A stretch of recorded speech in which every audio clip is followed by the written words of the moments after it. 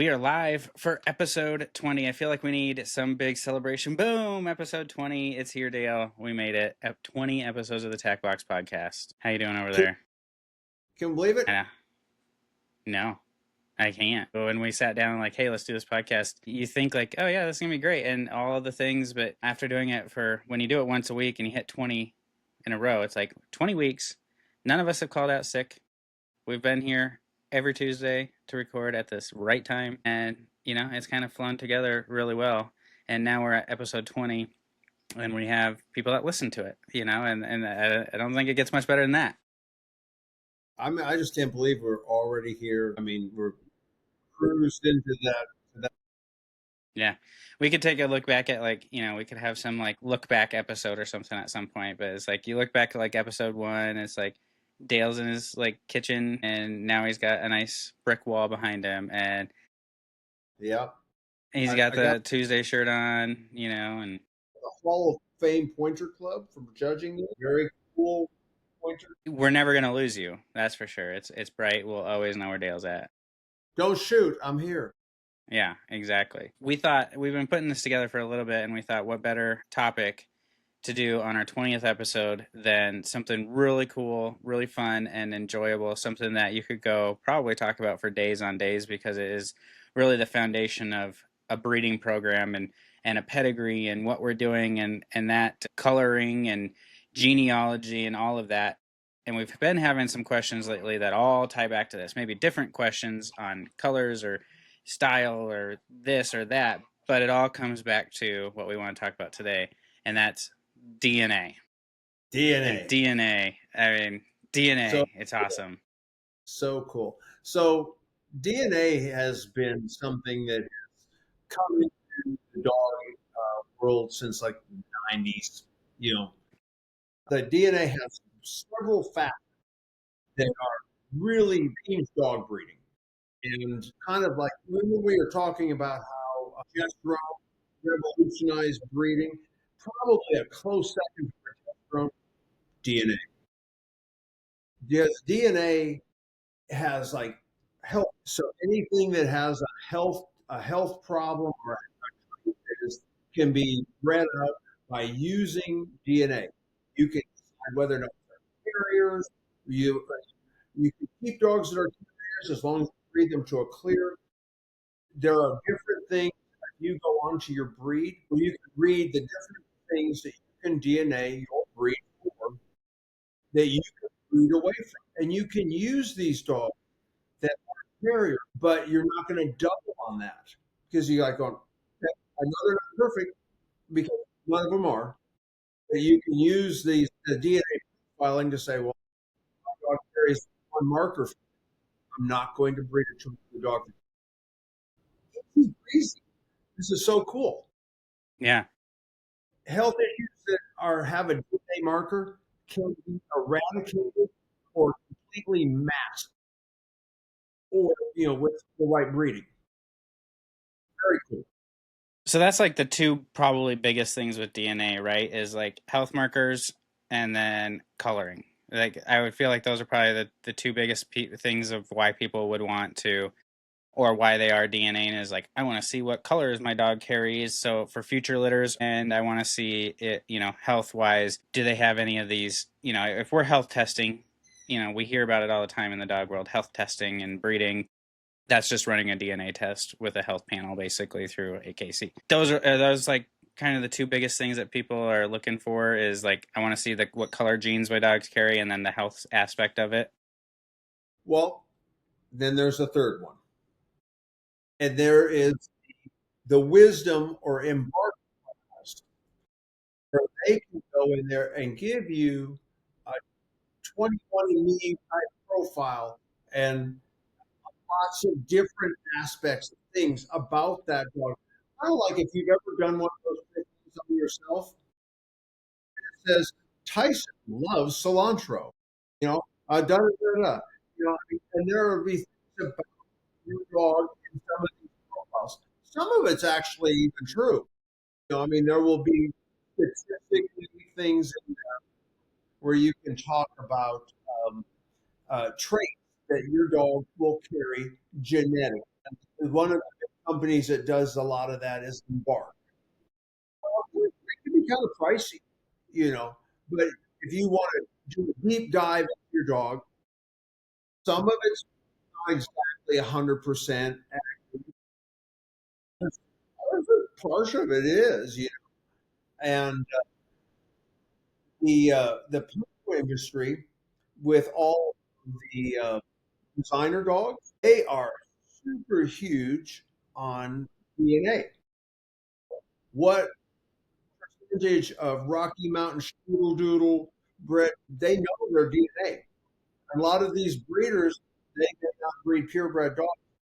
They know they're going to have their DNA profiles. They're breeding the percentage of this and the percentage of that. I mean, there's a lot to it, and it's something that's highly marked. Yeah, I mean, you hear about it all the time, and you hear all the time. I hear, if we're talking breeding and puppies, is health testing, which is part of this, and then you hear a lot of conversation about color genetics, which is also a part of this, and so you hear the big debate a lot of times of AKC DNA. They have their own DNA program where you can order a kit, they send you the mouth swab, you swab it, you send it back into them, and they send you a report, and it can, you can pick if you want the health testing on top of the DNA testing. You can pick all of that stuff, and like you said, not cheap, especially if you're doing multiple dogs. But there are also some requirements from AKC if you're breeding as well too, right? So DNA requirements with stud dogs or sires. So in the 90s, when the DNA kind of came into, because before then, it was whatever was on the paper. That's dad, that's mom. It says it on the paper. Okay, we're going. And that is how every other country does it. So AKC started a program with verification of their pedigrees because they wanted to decrease the percentage of accuracy of the pedigrees. Now, of course, people flipped out. They hated this. I mean, it was like problems and losses because certain deities were older, had been breeding for a very long time, and then this dog that you had for a stud for 6 years, it really wasn't its father. Paper father, baby daddy wasn't the same as biological daddy, and you're like, oh my god, this is all wrong, you know. So there was a lot of drama with Thanks, people. Jerry Springer. This is all Jerry Springer's fault. Yeah, it was like bad. So they started a program called Frequently Used Sires Program, FUS. And they went ahead and they said, use the stud dog 3 times in a year or 7 times like they required a DNA profile for that stud dog to register more puppies. And I think that that was kind of like, in a way, like if you were just going to breed them once or twice in its lifetime, and you didn't want to do the DNA to register your puppies, you're going to throw this out into the gene pool for the breed for decades to come. How about it's right? And that FUS program is one still going today. They never the bitches are voluntary. You don't have to DNA your girls. You can if you want to, but I guess they kind of figure that, which for sure know who the mom is because she's the one with puppies nursing on her. The dad could be any of several that are at the house. And with that parentage DNA, if you wanted to do a multiple sires litter, let's say you had a breed, especially a larger breed, and you want to breed this bitch to this dog and this dog, but I might not want to have 2 litters of one runners, of 12 puppies each time. So maybe I'll breed her to both, and I can get a boy from one litter and another litter. So they would breed the bitch to 2 different studs and then DNA the puppies, and they could register both born simultaneously with different fathers. It was really kind of cool for larger breeds. Toy breeds, we don't get enough. I mean, The time we would frequently use sires would be bred her to this dog, and Ralph got over the baby gate. He bred her then 3 days later. You want to find out. Not a lot of multiple sires in toys. The big dogs, not uncommon. Yeah, and I think I have. So I've done both. I've done AKC DNA and I've done Embark, and I did them for different reasons. So I have a dog that I plan on using as a stud dog. So I just went ahead and was like, I'm gonna run his DNA because eventually if I use him more than 3 times, I got 4 bitches. So it's like if I were to breed all 4 of them to him, when they come in season and have 4 litters, it's like, well, that hits the 3 in a year type of scenario. So it's like I'd just rather have it on file, and I just do the DNA, run the health testing on him that can come with it. So when you do the AKC one, you can get, for chin, the Chin Club recommends we test, patellas, eyes, hearts, and the GM2. And the DNA kit will test for that GM2 and clear you of that or not. And so I was like, I'm going to go ahead and do it. And then they sent me back, like, this cool paper from AKC that's got all these 2-digit letters on them all over the place, and you have no idea what they actually mean because they're AKC coded. This is the DNA of this dog and telling me what color it carries, the genes that it carries all over the place, and that's really cool. But what it doesn't tell me is if you're looking for something like this, I'm not 100% sure this is a corgi, or that this is a Japanese chin, or that this is a black lab. I need to know, like, I need the DNA and to make sure that this is like a purebred dog. That's where you go to Embark, right? So, all right. So, yeah, you're right. AKCs is parent, dad, son, through the father side, and you can do multiple fathers. You can identify the fathers of the litters in case you intentionally or accidentally had a multiple sires. You can also do the color testing. So, take for example, in Europe, they don't allow tricolor Japanese chin. They feel that they are probably tied to witchcraft, and they were, and so they felt that they were something was bizarrely not purebred about them. I don't know, but now we have the magic powers of DNA. 100% Japanese chin with tricolor. You know, so if they wanted to come and join us in the net, they could, because they could say 100% that is a natural color, and that it is a 100% chin. There's no question of parentage. But until they do join us in that, and they feel that they are equal, they can go ahead and they can avoid tricolor. So if your dog carries the 10 points gene, you cannot double on that, and you won't get tricolor puppies. If you live somewhere where you couldn't show tricolor puppies, then you would say, "Oh, I don't want to double on that because I'm only going to get 2 or 3 puppies. I don't want them to be tricolor." Us on the other hand, we can go, "I'm really wanting some tricolor puppies. These dogs carry this. We can make them to our heart's content." It just depends. You can eliminate it or you can include it, and this is in many different breeds. French bulldogs, they have tons of color. Some are show allowed, some are not show allowed. Like blue Frenchies and all that. If you don't want blue Frenchies, super easy. You don't have to breed the carriers. Don't double on it. It's okay. You won't get it. It enables you to use a broader spectrum of dogs to get what your goal is. And whether that is to get color, to avoid color, all of that. Very cool. And also, like, if you go ahead and say like, GM2, and if you say all of my dogs are clear GM2, then you can turn to your puppy person and say, your puppy won't carry any markers for GM2 because they're cleared by parent. None of the parents have it. They can't have it. So that's also a very handy tool. Now let's go to the wisdom panel. Let's go. Let's go talk about the Embark. because that's where this shit gets, Let's you do know. it. So that's the 23andMe thing.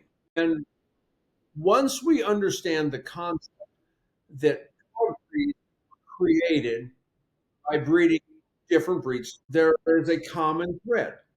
English Toy and Cavalier King Charles Spaniels were the same breed. They were, you know, they have the Yorkshire Terrier was bred from different terrier breeds, brings color in its markings. The Toulier has Bichon and Poodle and Maltese. All of those things. There's different levels of these breeds brought together and then bred like to like to like to like to like. So when there's a new breed that people will go ahead and they push the point, then they will do what they close the stud book, register all of our stock, and we're going to work with to stay into this.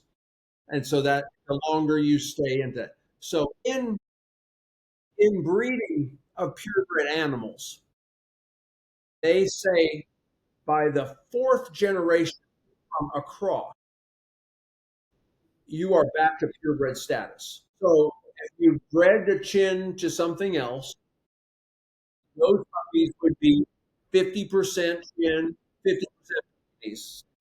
Then the next generation, that would be your F1, and they would be 50-50, half peak. The next one, which would be F2, would be 75% chin, 25% peak.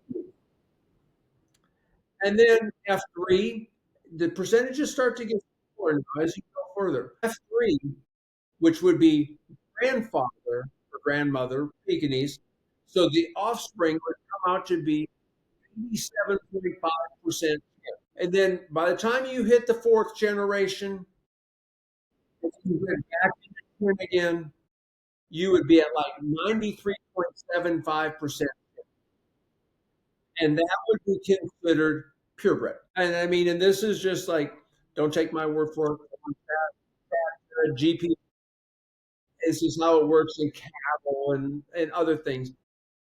And when people would do crosses, so in some breeds where, especially like these wisdom panels, if you bring dogs from out of the country and they are slightly different the base of their information, they might not come back 100% because they're to their base of what they have there, the wisdom, all that. It might not come back 100%. They are absolutely purebred. They might say they're not, but they are. But, we had a client, Japanese chin Japan, and they came back 90 something, 97%.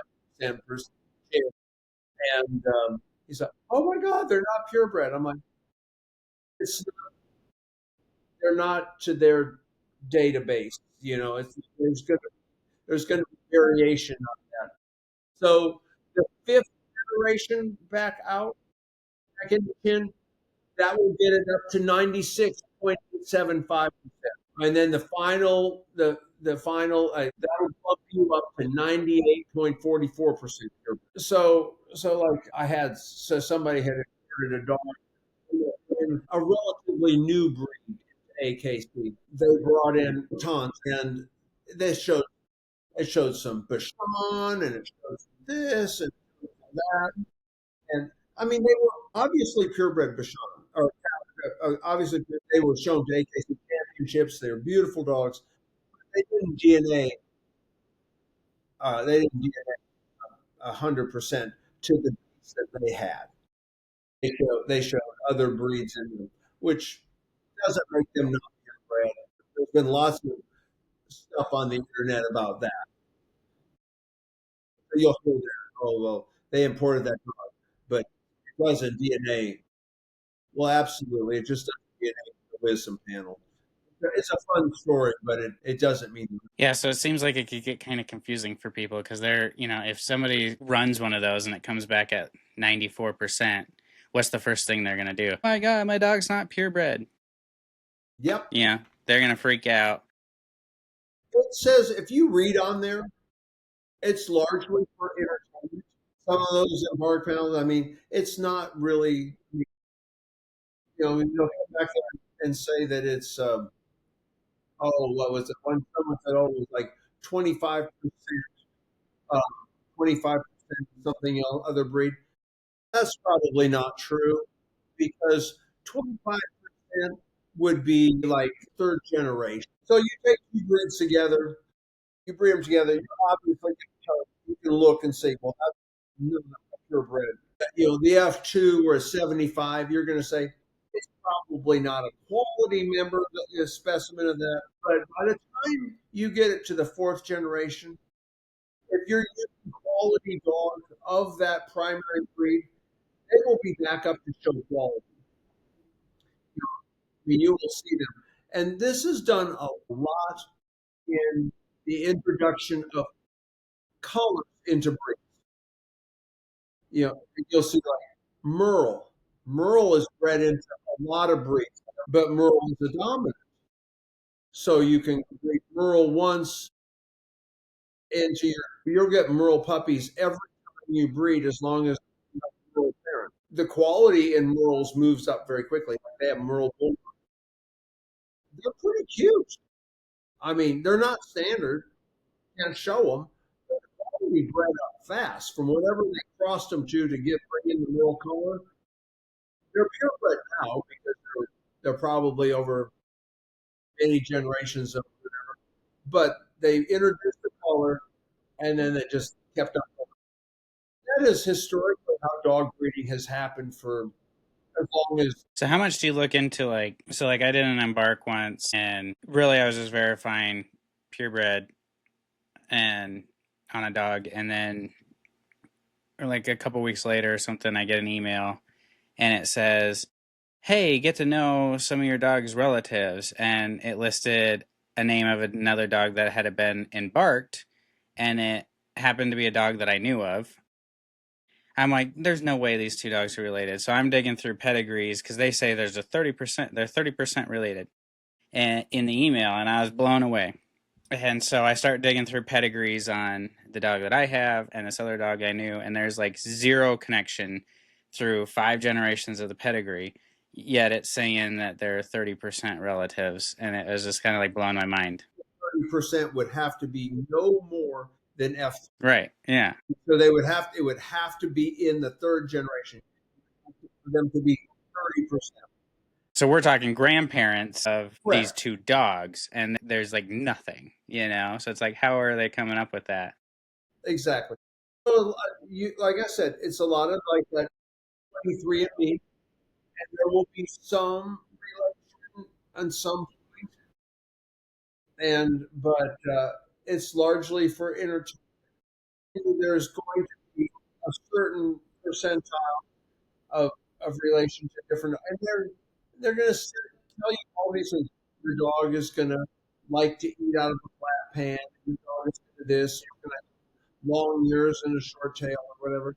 Those are statistical things that they have compiled, and there's probably some truth to it, some, but probably not to the point like I wouldn't use them as a type of thing, you know.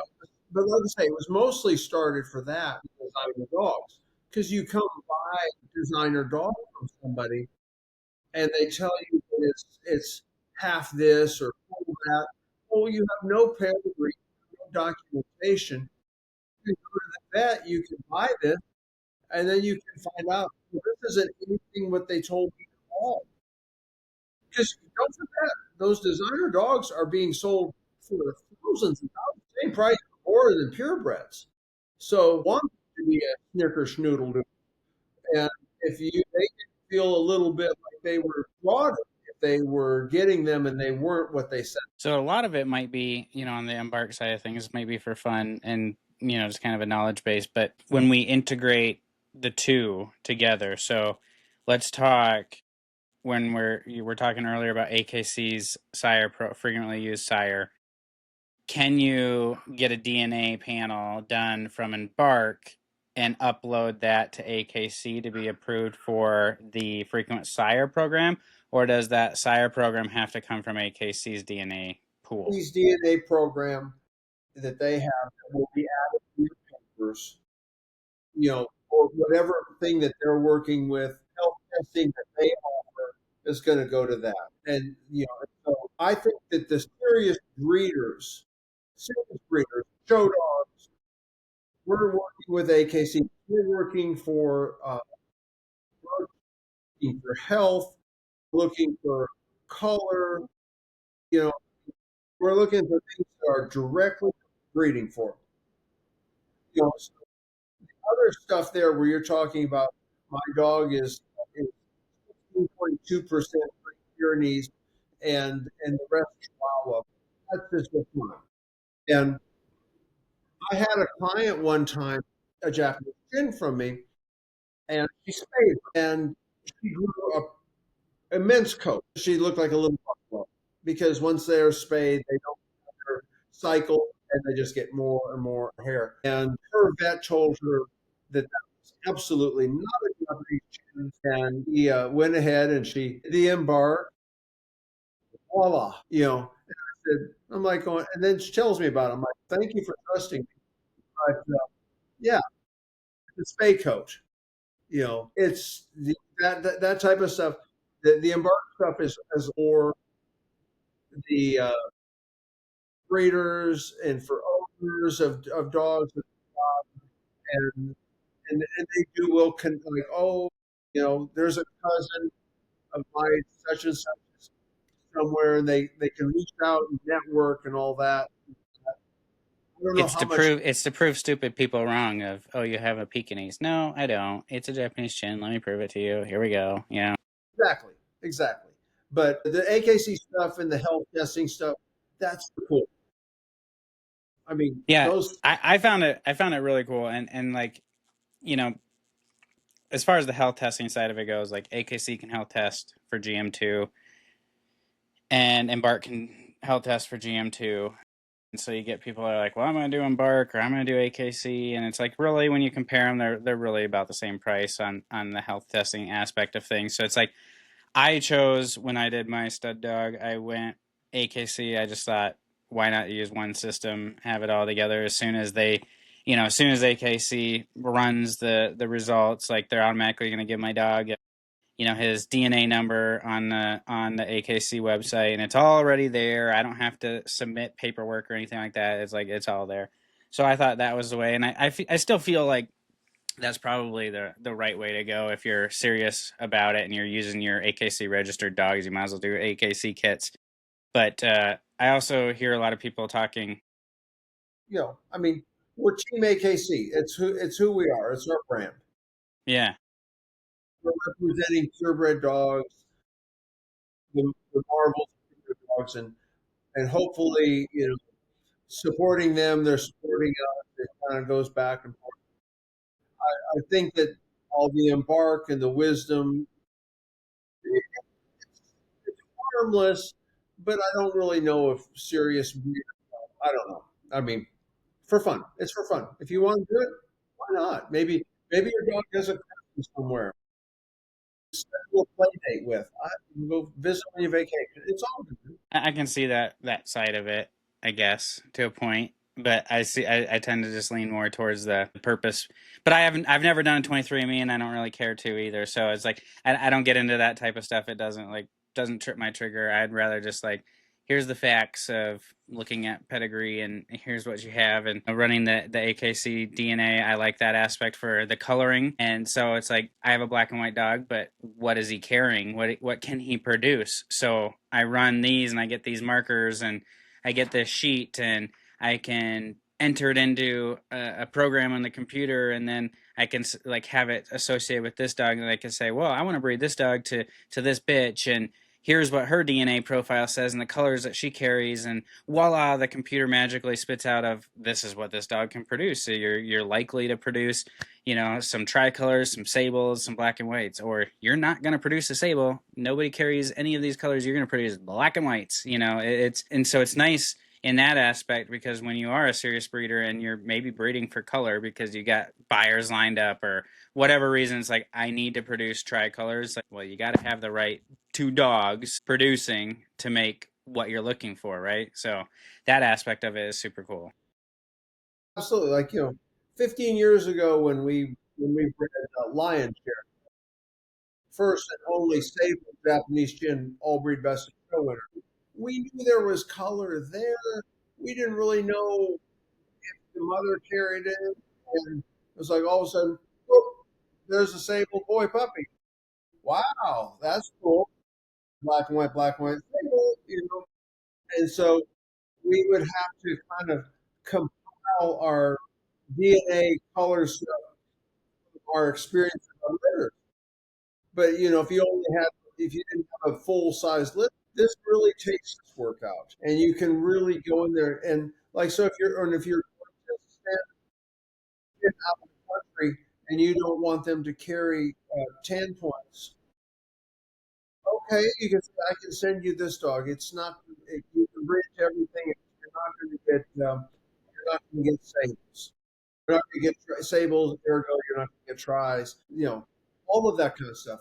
There's just so much value to it. A lot of our uh, color breeding and colors for things we were trying to avoid before were just so random.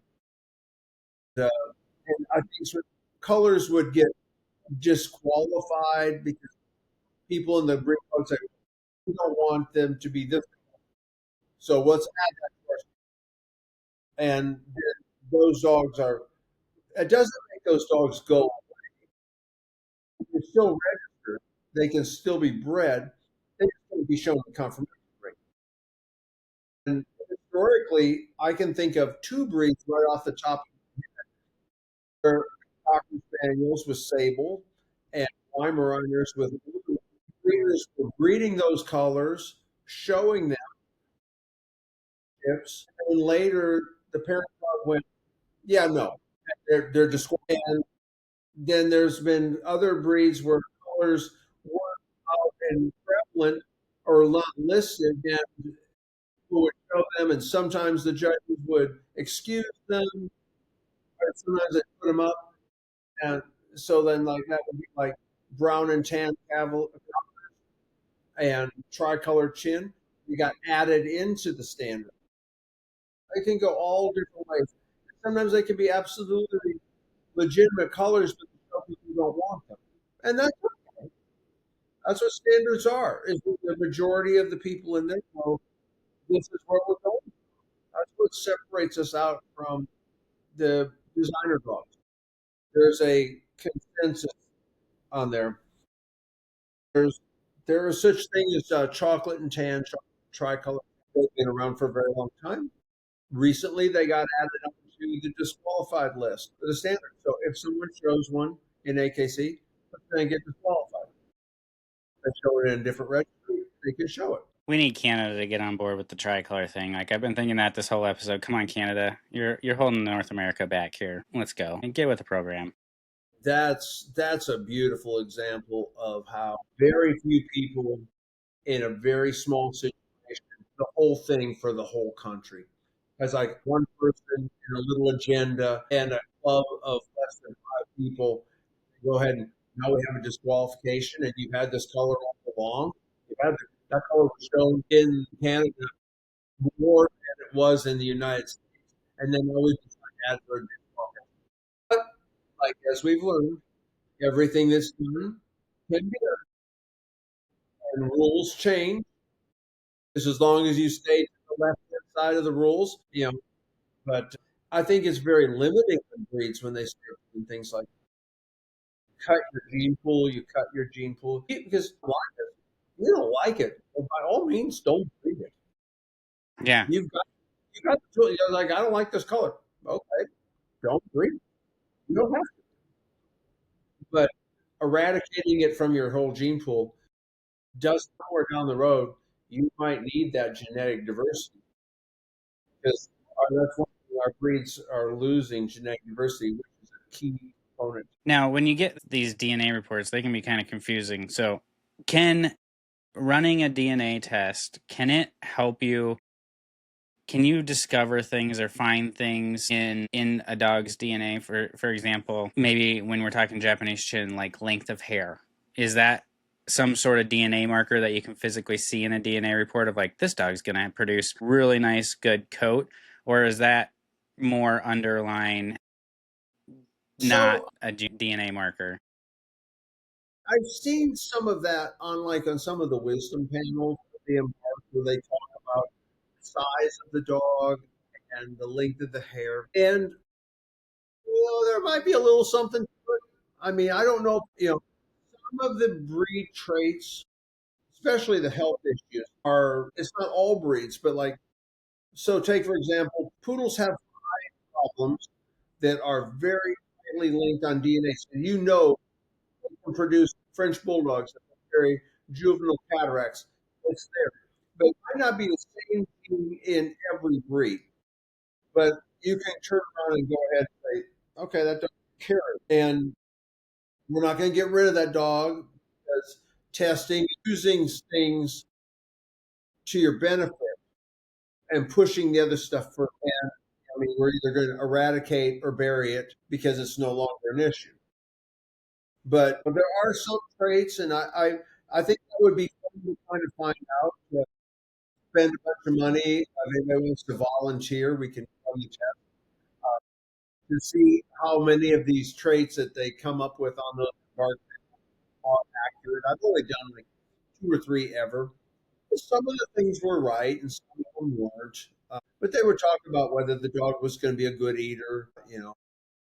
And I think some of it is pretty generic and kind of breed standardish type of, Right, right. like, because I know like on one of mine it gave a letter code for it has a long coat, and it's like, well, that's just a genetic, that's just a marker that the test is giving because it's a Japanese chin. It's just giving them that letter code in their DNA because really this chin that I did the DNA on doesn't really have much of a long coat. It's a bitch that just like blew coat and never really grew it back. And so it's like, yeah, she's got the DNA of a chin that technically has a long coat, but her specific, like, she doesn't have Right, the best coat. So I right. think some of it is even, it doesn't specify your dog. It specifies the breed a little bit, right? Exactly. Exactly. A lot of that would be like if you were going to breed chin poo, and you would say, "Oh, well, I've got the long gene from the chin, and I've got the non-shedding gene from the poodle, and we're going to go do the island of Dr. Moreau and make them all together." I mean, then you could test the puppy.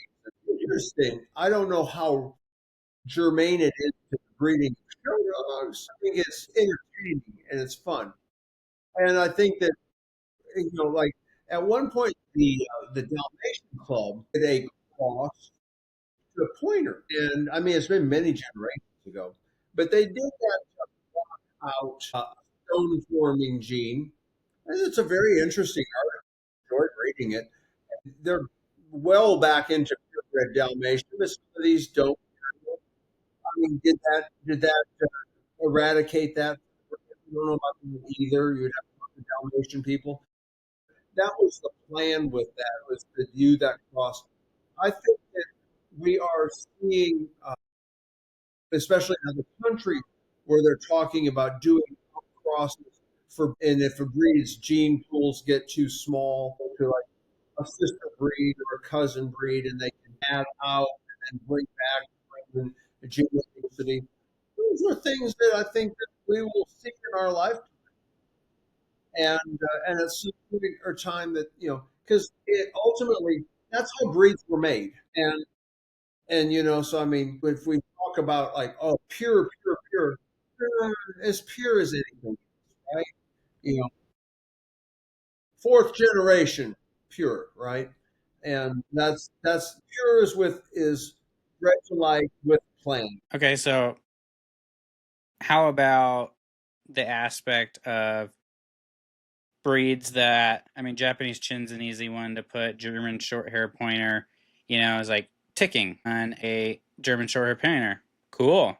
Ticking on a Japanese chin. So Is there anything in the DNA that you can see? Even like the Japanese chin mask is like we don't want to get a half mask where half their head's white, and sometimes you'll see a lot of black on a dog, and sometimes you'll see high white. Is there genetic markers for that you're going to see that coming, or is that more of like this dog carries black and white, this dog carries black and white, they bred, and just the way that the DNA was formed, we got a lot more white and a half mass than we got. I mean, is there DNA for symmetry and like ticking in a German short hair and patterns? So I mean, there's color DNA. I don't really know if I've seen anything from mark DNA.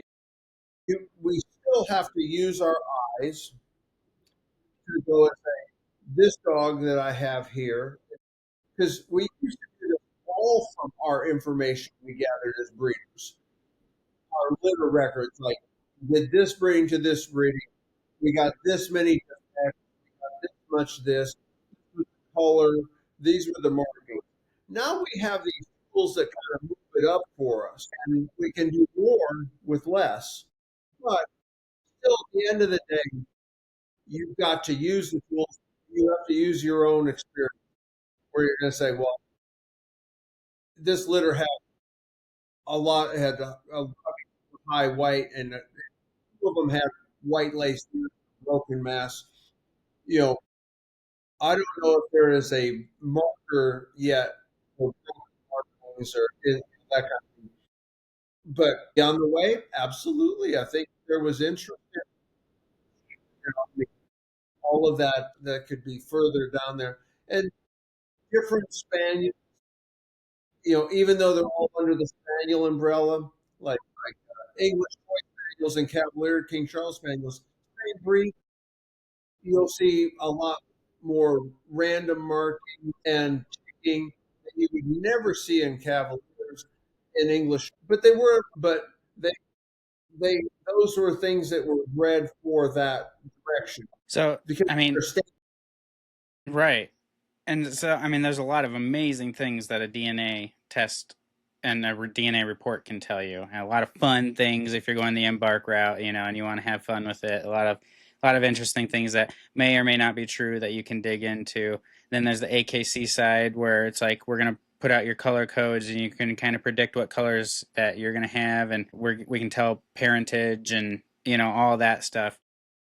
Then there's just like you said what your eyes see, right? Like when you think about human beings, there is like this aspect of if we knew exactly what our kids were going to look like when we had, I mean, what fun would that be, right? Like it's like your DNA carries certain aspects in your strands of DNA that aren't just on a marker sheet, right? These half masks and the ticking things like that might not be an actual marker in the DNA, but this bitch could have that from her great grandpa built into her strands of DNA, that you're not just finding the exact markers that say ticking, but it's in her DNA that she can produce it. And you might not see it from one litter, but then you see it maybe from her grandkids or something like that, because those things can kind of hide in the DNA strands, right? And then show up two generations down the road. well, absolutely, because if and that's a very good question. So you're going to have like the whole litter, right? If you didn't have the litter, you just saw the one puppy out. I went read to this. Well, I didn't see the whole litter, and I didn't see her. And I mean, things that you actually have seen, that will be like one thing that I kind of find interesting. Like in toy breed male dogs, they'll be incomplete. They won't have two testicles. They'll have a retained testicle, and so we call that monorchid or cryptorchidism. And and it's a disqualification from the show ring, but it doesn't render those dogs sterile. They can still be used, and through history they have been bred, and it's oftentimes carried through the bitch line because where people keep a male that was in, they would for sure keep the sister. And so she's carrying that DNA. You breed her to, and maybe you double on her, not knowing that her mate brother. Maybe there was like three males now that had were complete. And then you'll double on her twice in a pedigree, and all of a sudden, boom, boy puppies have nuts. What happened? Well, these because the DNA she was carrying, and That's a whole nother. That's like a whole nother topic because I hear that all the time of like, oh, I got rid of this. I had this litter and I sold the boy that only had one testicle, but I'm keeping the female. And it's like, well, she's got the same DNA there that that boy had. It's just she doesn't have and both testicles to produce that, but she's carrying it. and both of the parents on some level, both on some level are carrying it.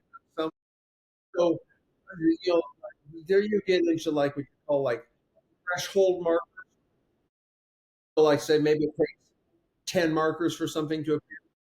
So maybe if it has a couple and you just find the right dog that has a higher number, you have it. You could breed 5, 6 times and not get it. Find the right combination that's carrying those markers with her, you can get it. And And it's that's one of where those like that's one of those things too where it's like, again, like there's so much like that these reports and things can tell you, but like you still have to use what God gave us in our eyeballs and examine the puppies. And it kind of goes back to when you have a litter of actually examining them and see what you want to keep and what you're maybe going to put in a pet home, or if you're raising show dogs or anything like that. And I mean, we have a perfect example in our house is like we have two Japanese chin puppies from the same litter. If you look at pedigree, it's kind of like if we ran DNA on mom and DNA on dad and we're like, oh, this is what they can produce. And if there was all these markers saying, oh, it's going to produce this perfectly round face with this short nose and this color pattern, and this is like, well, you could have perfect litters every single time. Well, instead we got two good looking dogs. One has gone in and done really good in the show ring and got a group one placement. The other one can't even win her class. She's just got 1 point, so it's like, and they're direct litter mates. So it's like the way that the DNA works is they both have the same parents with the same DNA strands, but there's so many different markers in each one. It's like, well, this bitch got these many markers to produce this that the parents are carrying. This bitch didn't get any of them because she didn't, or she didn't get enough of those markers to produce that trait. It's really fascinating how that can happen. But if we wouldn't have got the bitch that has got a group one placement and wins, like we'd be looking at like, don't ever breed this dog again because she's putting out crap, and it's like, you need a plug. Yeah, and but so that's where you take the DNA, you take those things and you testing, and you say, okay, that's awesome. That's great. There's nothing bad about that, but it's just a snapshot.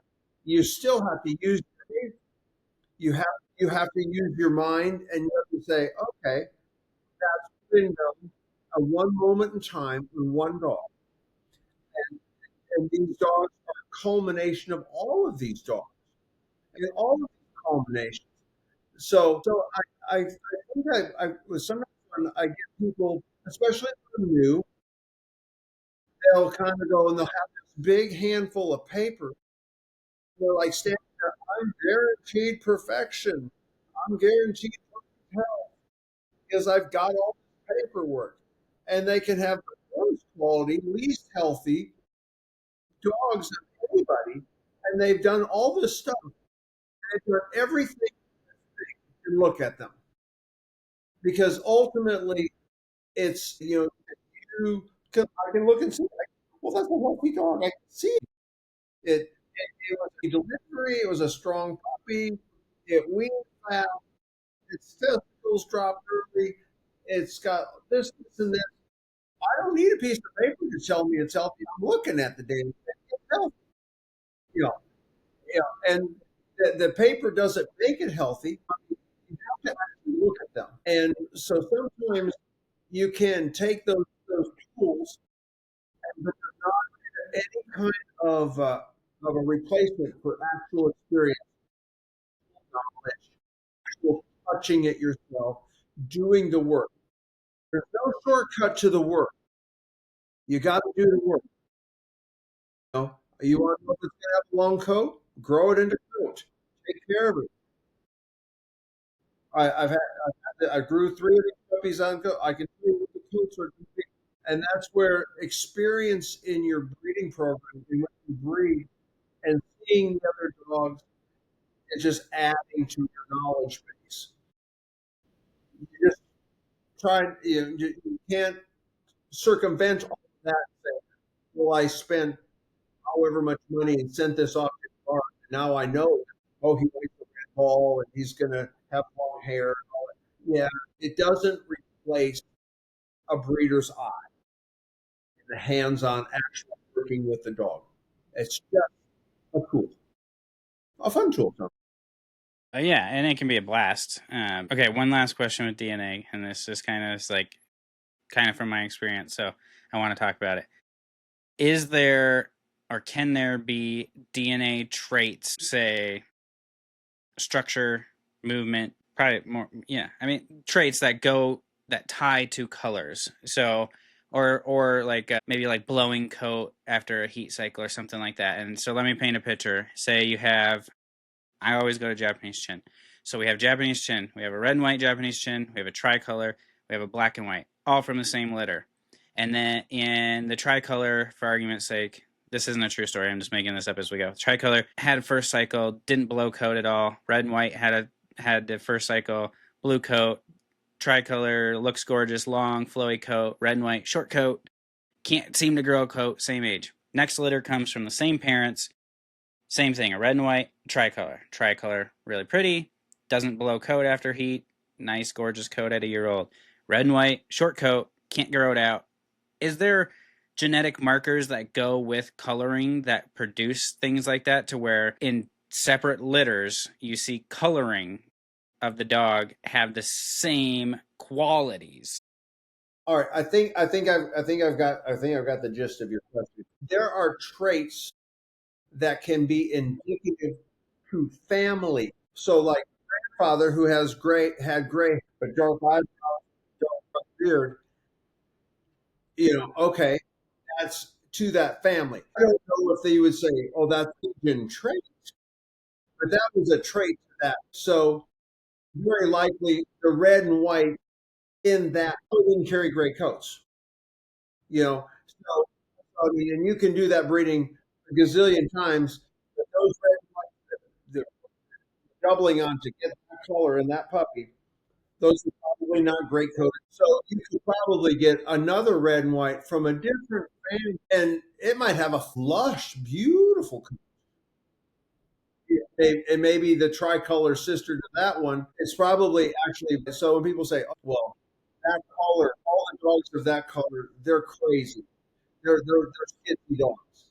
I used to say that about something like that, and it was probably a shred of truth to it. It was probably more specific than that. And there are some things that are true traits. Like you would say somebody that was a ginger or was fair skinned, they might be more apt to sunburn than somebody with more melatonin in their skin color. Like that red coat might be more flat. That might go with that color. So that would be a trait that would go with that color. Maybe that would be a more fragile coat or a finer coat to a color.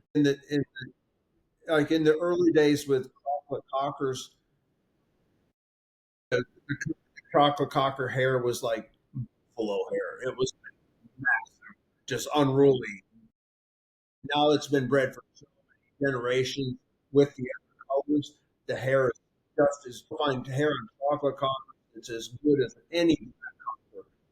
I mean, but the families that those original dogs came from, their hair was kind of crap, and they bred that out by breeding it to get a better hair using that like that particular that red and white.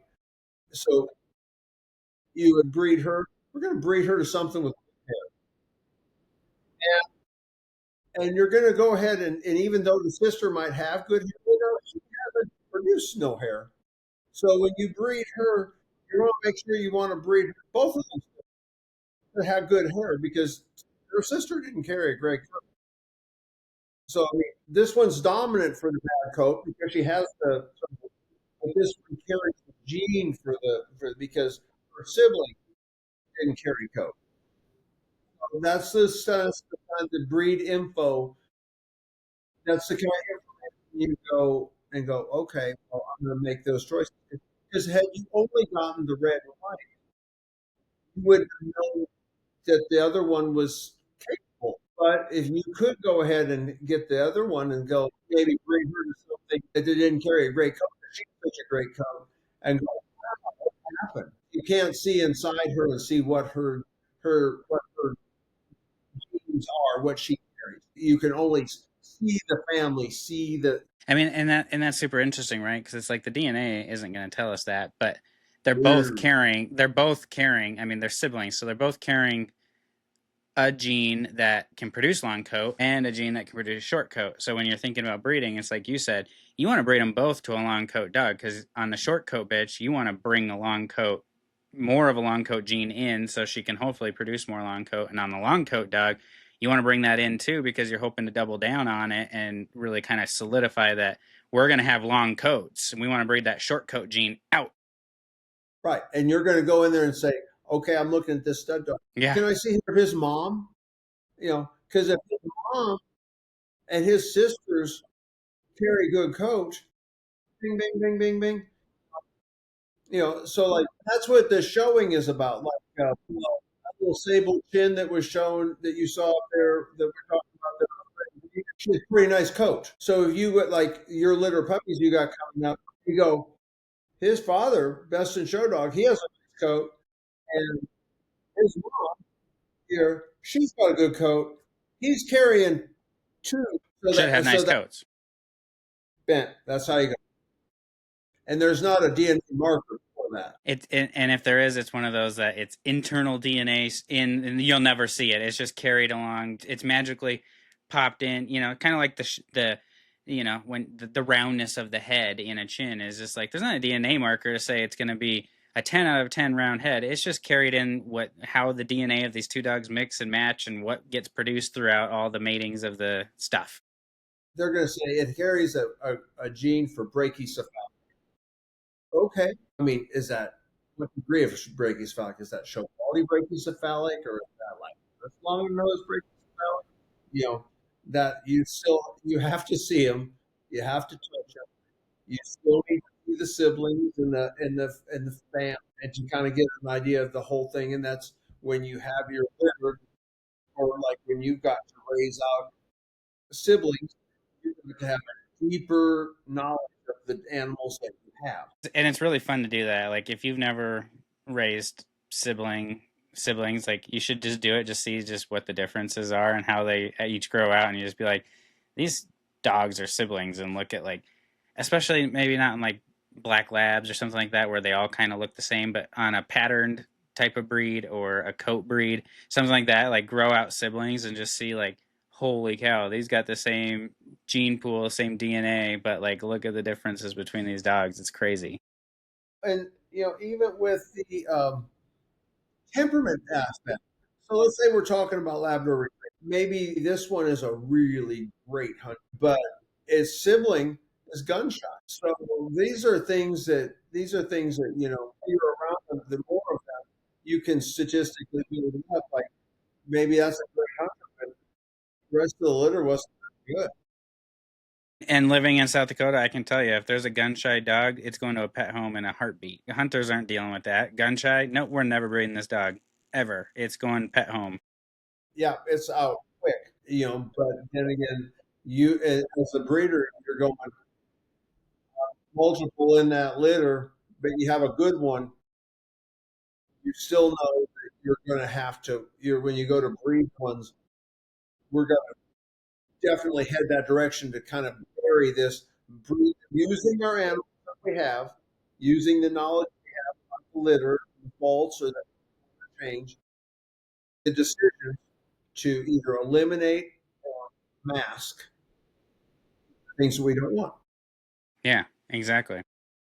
So this was an awesome 20th episode about DNA, and I feel like we could talk about this for hours upon hours because it's such a deep topic. But So, we have talked about it for over an hour, and oh, I don't know if listeners are at this point going to be like checked out and ready to be done. And I know you and I have other things to do as well. But is there anything else that you want to talk about on this episode of DNA? Because we can always do deeper dives on different branches of DNA, but I think we kind of talked about everything we wanted to hit on in this episode, right? Covered it. We've got it all, and I think that it's a great tool, and I think we should learn about it, utilize it, maximize the best you can with the animal. Yeah, and people want answers. Like people, when they have questions, they always want a direct answer. So here's your direct answer. If you want a DNA, go to AKC DNA and get a DNA test sent to you from AKC. Swab their mouth. You have to pay for it first. It's prepaid. So you go onto the DNA, you order the kit, you pay for the activation, you get it, you swab their mouth, you write a couple things on the vial, put it in the envelope, you send it in, you get an email back in like 4 to 6 weeks or something like that, and then you get the report all sent to you. So if you want the answer whether or not you should DNA, I think you should. I'm an advocate for DNA. There's fun stuff you can find out, and why not? And a lot of people are like, oh, it's so damn expensive, and it's like it's really not. It's like $100 or something like that, 125. I don't know, somewhere right around there. But if you only have one or two studs, or a few bitches, it's like this is your blueprint for the puppies that you could be putting out. Is these two dogs' DNAs is a very solid start of what you can produce, or what you could produce, or what you might produce. So I would say get an AKC DNA test and have some fun with coloring and things like that, and just kind of look at it and learn, because it can be kind of confusing if you just see it, but you do a little bit of research and understand it, and there's a lot of good information in there. Yeah, I'm 100% with you on that. I think that it's information. I think it's good for marketing. When people are impressed that you cared enough to do it, I think it's good. For any bit of information you can get, information that will benefit you. As long as you use it right. I mean, use the information you have in front of you. Knowledge is power, and you're just bettering your breeding program at that point. So, all right. Thanks for joining me today, Dale. We appreciate everybody for hanging out for 20 episodes. And it's really just a start. We say 20, and it's like there's podcasts out there that are on thousands of episodes, and we're going to get there. But it's one episode at a time. We're both still here. And a lot of times when you take on endeavors like this, it's just like, it sounds good. And then, by like week 5 or 6, like somebody's not showing up, and it's like you're relying on each other. And thankfully we have a good partnership, and we've both been on time, and we're both here all the time. We're not calling in sick and doing all the things. So we're going to get to those. Either, even though we've on the edge, we have not been canceled. Yeah, nobody's really, I mean, they haven't completely canceled us yet. I haven't been kicked off of YouTube or off of Facebook. So hopefully Meta, continues to like us and we keep going. But all right, everybody, thanks for listening. Don't forget to subscribe to the podcast on your favorite podcast network. Subscribe to us on YouTube. That's probably our preferred category. You can see what shirts we're wearing all the time. Today is really weird because we're kind of matching. It's like I got a black hat, black shirt. Dale's has got a red shirt with like if you just quickly look, his hat and the shirt kind of look like they match depending on the lighting, but it's an orange hat. So we kind of just are matchy-matchy. But anyway, thanks, everybody. We will talk to you guys all soon. Have a great rest of your day. Bye-bye now.